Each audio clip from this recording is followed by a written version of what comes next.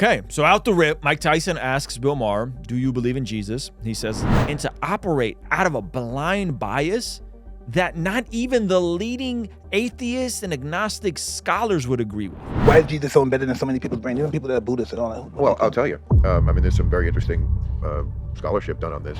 It's a bunch of nonsense, and it's wicked also. It's full of ethnic cleansing, slavery. Again, just the fact that slavery is not... Ruslan. Let's jump into this Mike Tyson clip. Jesus is obviously an ancient myth, says Bill Maher. Let's check it out. You believe in Jesus? You believe in Prophet? Well, I definitely don't believe in Jesus. Okay, that's cool. Why not? Why not? I'm just curious. I think the better question is why? Why would I?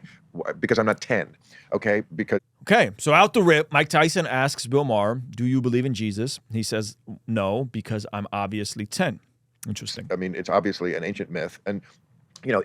So out the rip, I wish people who had opinions this strong would be at least willing to sit down and hear the best of the best perspectives, okay? To say that Jesus is obviously an ancient myth is just not true and a complete L. And Bill Maher is a smart guy, but it just goes to show that even smart people oftentimes lack wisdom. They lack the ability to understand everything they don't know and to operate out of a blind bias that not even the leading atheists and agnostic scholars would agree with. To say that Jesus was an ancient myth, you would be very hard-pressed to find anyone in academia that would say Jesus didn't exist. Okay, that would say Jesus didn't exist. Extremely, not only is it disrespectful, it's just inaccurate to say I'm not 10. Okay, that's fine, but brother, you're just inaccurate. You're just historically wrong, and unfortunately, we got to hit you with a... That's goofy. Let's keep going. Let's see what else he says. In the Jesus story, his biography is completely unoriginal. You know, all the gods that came before him had like the same birthday. And the same story, though, as well. Same story, the same, yes, disciples, like 12 people. Many of them were crucified. So this is also untrue. Mike Winger actually did a video about this, an exhaustive video. I can't get into all of it, but I recommend you guys check it out. Mike Winger did a video about the other Jesuses and who Jesus stole his story from. I'll try to link it below, going over the actual quote-unquote parallel story and how like that claim is absolutely nonsensical, right? So people will spout out this stuff without really knowing what they're talking about. We got to hit them with another. That's goofy. The same Jesus. Yeah, they took the stories that were going around the Mediterranean at the time, and they grafted it onto the life of Jesus. I mean, the reason why... And again, this brother sounds like he's like an atheist from the 80s and the 90s that just hasn't really read anything.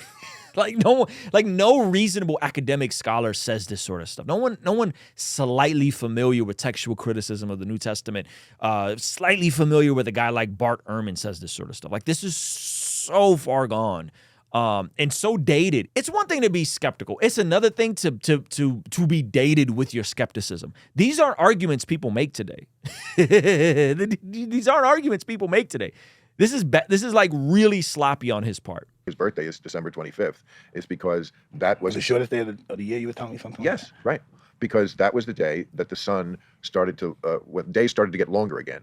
So that the people in the pagan times celebrated that day because it meant that we're going to live again because the days kept getting shorter and shorter and shorter in the winter. And why is Jesus so embedded in our... So check this out. He's kind of right on this point in that our holidays did get assimilated with pagan holidays. This is under Constantine, okay? A lot of things got assimilated with other cultures and other traditions, okay? And so he's kind of right here with regards to the assimilation, but it's post Jesus and post these other things and combining these things, not copying these things. This is where he catches another L. Listen to Mike Tyson's question. The days kept getting shorter and shorter and shorter in the winter. And why is Jesus so embedded in our brain? Why is Jesus so embedded in our brain? Interesting question. Such a good question. Hey, the days are going to get shorter until there's nothing. This is what I want to know. Why is Jesus so embedded in so many people's brains? Even people that are Buddhists and all that. Well, I'll tell you. I mean, there's some very interesting scholarship done on this. There were lots of religions at the time. Of course, there are many that preceded Christianity. The reason why that one caught on is because they grafted these familiar elements onto it, like his birthday and stuff like that. Which happened 350 years after the fact when Constantine got saved. This is such a Again, it's just such a straw man position. It's really silly. Okay, so the disciples didn't muster up this super elaborate plan to pull from all these different religions and start to this is 300 years after massive persecution that we started getting, oh, well, Jesus' birthday, you celebrate December 25th. Well, it's really Jesus' birthday, right? This came hundreds of years later. So this is so bad. Coming back to life, that was an old story. But part of it that was revolutionary was his message that when it really gets good for you is in the afterlife. Now, we're talking about a Roman Empire that was at least half slave. I mean, people think slavery was an American invention. It was not. No. Everybody in the Bible had them. The word slave comes from Slav, and there's nobody whiter in the world than Slavs. That slavery has been around since the beginning of time. And mostly it wasn't even a racial thing simply because people weren't living in an area where there were people of other races. It's just human nature, brutal human nature, to make other people your slave if you possibly can. Because when you remove God, might is right. If you can have people be subservient to you, might is right. If you have the power, you take advantage of people. It's only within a Christian paradigm that we say you can't own people, bud. You can't own people, my guy. That's not okay. Hey, you may not know I make music, but I have a brand new song that just came out. Here's a quick preview. I went from being a porn addict to sharing the gospel with a porn actress who was criticized for being low status by the same OnlyFans who treat us so lavish. I'm confused. I swear y'all thought he did doing podcasts, hot takes. He still can rap. Now, this is my first song that I've released in over a year, so I need you to go to Spotify, Apple Music, or wherever you consume music and stream Too Soon right now. Add it to your favorite playlist, share it with a friend. So hit the link in the description or go to RuslanToTheMoon.com to stream Too Soon now. I'll see you over there. Ooh, ooh. Oh, they got me with the dramatics. You knew that a moment cannot be. Now, we have come a long way since that time, but in the Bible, nobody even thought to condemn it. There's lots of rules about slavery in the Bible. None of them are, don't do it. They never even thought to say that. In the New Testament, in the book of Galatians, it says there is neither free nor slave, that there is neither male nor female. So I think, again, he's conflating a bit here. In the Old Testament, many would argue that the form of slavery in the Old Testament was not the same as owning humans in the context of chattel slavery. That there's a completely different approach to what it was, and it was similar to being a bondservant or someone that was, working their way to freedom. It's why you had things like the year Jubilee. I think he's even conflating what biblical slavery was with chattel slavery. They weren't one and the same. Don't do it. God's perfectly okay with it. His boy Jesus is perfectly okay with it. They have rules like if a man kills your slave, you may kill his slave. Oh, okay. That sounds like a good rule. But nobody ever said, maybe we shouldn't do this. Maybe we should put that in the Ten. Maybe we should put that in the Ten Commandments. I don't read the Bible, so I don't know. Well, I have. You didn't dig it, what you was reading? Well, as a historical document, it's interesting, and it's certainly fundamental. I would be curious if he read the Bible with any sort of commentary or any sort of like reasonably solid historian or scholar to process the information, right? And what translation did he even read? This man's out here reading the KJV. Barely, you know what I mean? Like, did he really read the Bible cover to cover in a translation he can understand? I would go, ugh. To understanding our civilization. So I took it as scholarship when I was in college. But do I believe it? Of course not. It was written by people in the Bronze Age who didn't know what a germ or an atom was. It's a bunch of nonsense, and it's wicked also. It's full of ethnic cleansing, slavery. Again, just the fact that slavery is not condemned. So again, I think what we're also doing is we're conflating descriptive versus prescriptive passages. Just because certain things happened in the Bible, that doesn't mean that was God's heart for certain things to happen. Just because there's polygamy in the Bible and there was a time where seemingly God permitted them to have multiple wives, doesn't mean that God's prescription for all people everywhere is to have multiple wives. If you go at the beginning and you go from the beginning into the New Testament, you see that marriage is designed for one man, one woman, not for one man and five women, right?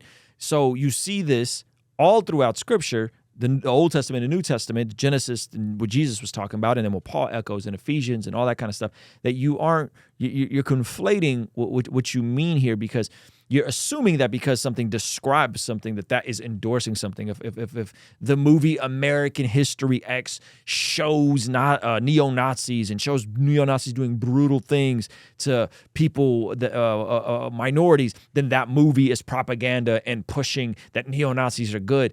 This is such a super rudimentary argument that you can easily break down. So just because there's some really gnarly things that happen in the Bible, Doesn't mean that God was endorsing these things to happen. And it also doesn't mean that when there are passages that are talking about annihilating the Canaanites or whatever, that's literally saying wiping them out, right? That's Bible Project, that's Frank Turek.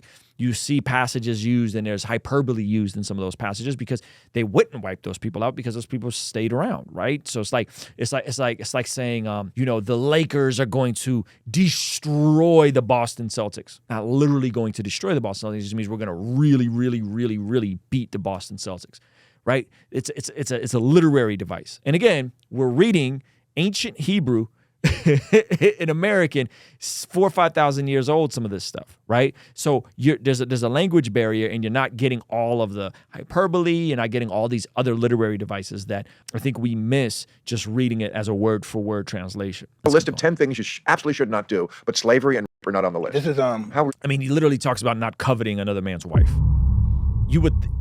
If clearly assaulting someone in that way, if you're saying don't covet another man's wife and don't commit adultery, coveting is going to be where our APE starts from. So we're cutting out from underneath that this is not an okay act by saying don't even covet. Jesus, don't even lust after a woman. So obviously our APE and SA is not okay. This is presumed. You don't have to explicitly.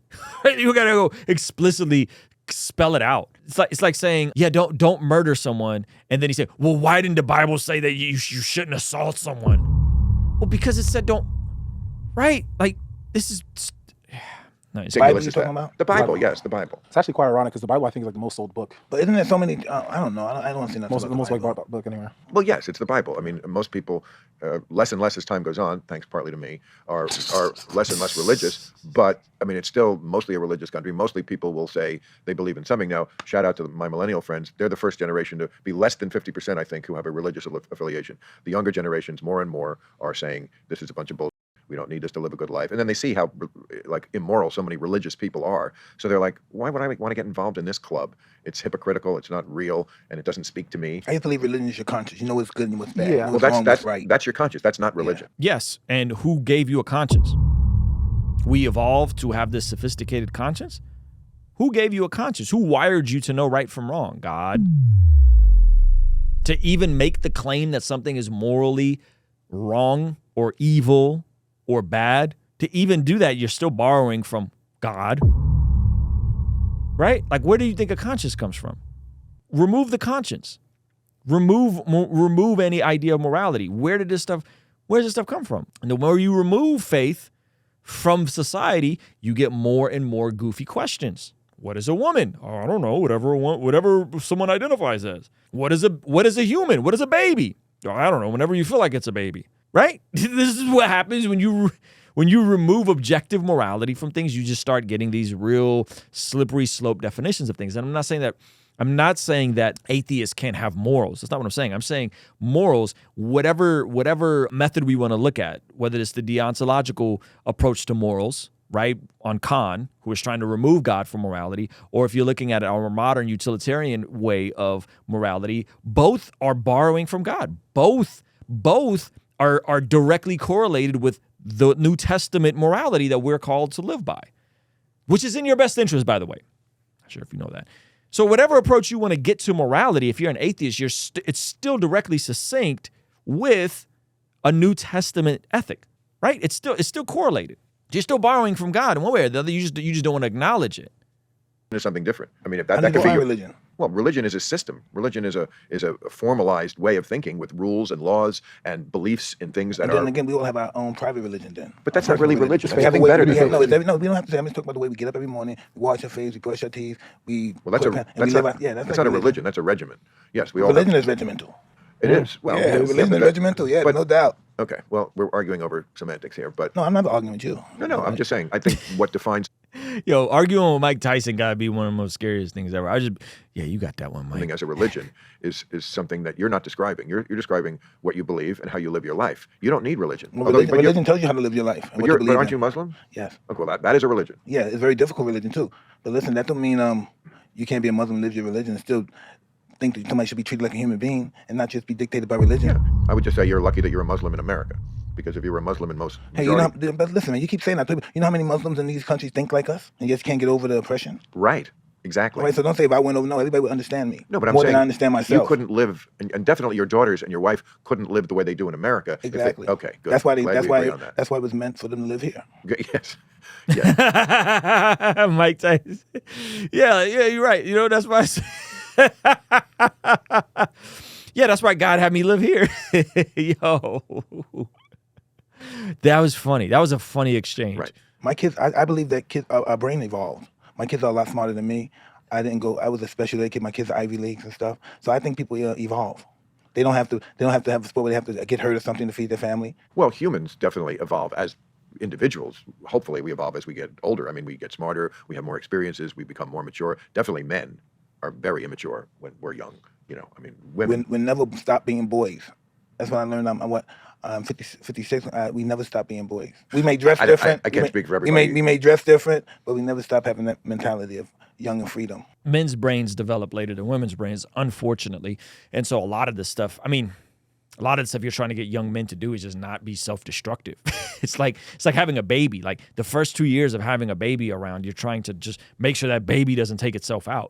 If anybody's had a baby, that baby's just everywhere. It's just right. And so I don't know if it's as much as evolution as much as just men and women are different. Women tend to develop faster mentally. Men tend to develop a little slower. Most of our brains aren't fully developed until we're 25. And so up until 25, you're just chasing dopamine and trying to do what makes sense. If you don't got no good, role models, father figures, folks that are helping you and guiding you around this path, Yeah, so interesting. Such an interesting conversation. But yeah, this is why I think everybody should have a good Christian friend that can break these things down, or at least be willing to hear out from Christians. Like I wish Bill Maher would platform Christians, not because I think Bill Maher is going to get saved, but because at the very least, you're not going to use outdated, corny arguments from decades ago that no one in academia or in the scholarship community even takes seriously. I think that's an L for Bill Maher, and I appreciate Mike Tyson pushing back on some of these things, even though me and Mike, definitely gonna disagree on religion, him being a Muslim, but still an interesting conversation. But the Jesus obviously a myth is a complete L for Bill Maher, and I really thought he was sharper than that. It seems like he was kind of evolving a bit. But goodness gracious, was that bad. Hey, this clip is from our daily after party stream. If you enjoyed it, consider signing up for our Patreon community for only $5 a month, where you get access to the replays of our daily after party streams, as well as the uncut extended versions of our podcast, Discord access that's private, and a discount code for our merch store, only $5 a month. And ultimately, it's the best way to help us contextualize the gospel of Jesus using media, podcasting, and of course, YouTube. The link for that is in the description or in the pinned comment. The perks are amazing. You should get on there. It's only $5 a month. I'll see you over there, all right? Peace.